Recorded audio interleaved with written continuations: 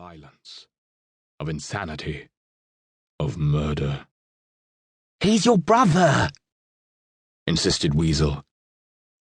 "And that's why he's got to die," growled Deck, pushing away Weasel's restraining hand as if a child's, shouldering two stocky men roughly out of his way, and leaping over the bar, which groaned in protest. Deck landed, both boots beside his brother's head. "Get up, Ragglerick," said Deck. "Get up now, before I stamp your skull and brains to pulp." "No, Deck, it can't be like this." Deck reached down, grabbed the man's leather jerkin, and hauled Ragglerick to his battered boots. Ragglerick was taller than Deck by nearly a full head, and Deck was big.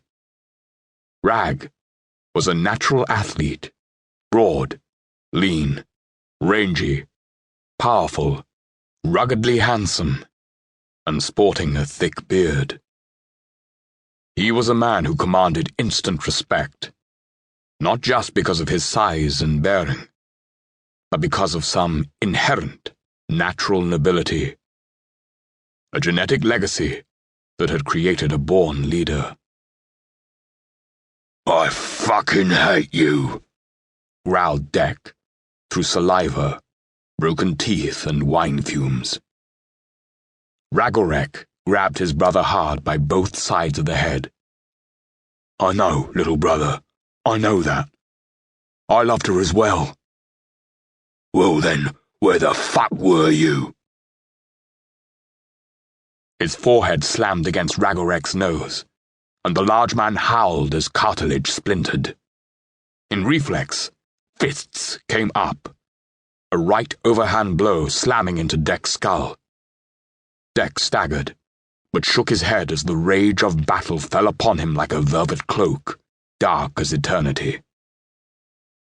He took a step back, then charged Ragglerick, punching him in the throat, kicking him in the knee, then grabbing his head between both hands and thrusting his face close. "Where the fuck were you?"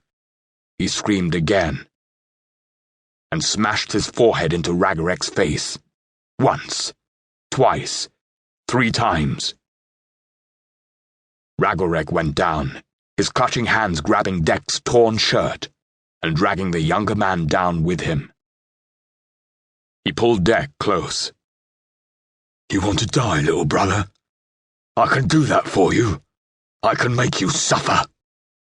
And he bit down on Deck's ragged ear, ripping free the lobe in a shower of dark crimson. Deck growled, but did not scream. He was a veteran of the pits. Deck never screamed. He rammed his fist into his brother's face 3, 4, 5, 6, 7, 8 times, until the face became a glossy splatter of pig's blood. Deck's knuckles were cut by teeth. Deck's face was a contortion of rage and fear and hate, and something else. Something primal that transcended hate.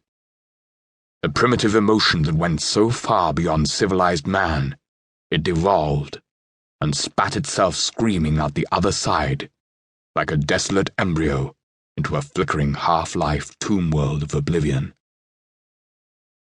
Some things went beyond emotion. Some things, some murder, just had to be done. And Deck was the perfect killer. He was the widowmaker of the moment. "Deck, my lad, stay very, very still." The voice was deep and resonant. "I love you like a son, but by all the gods, if you break up my bar again, I'll put this crossbow quarrel through the back of your skull." There came a long pause. "That's reasonable, Skelgan. I'll take it outside," said Deck, levelly.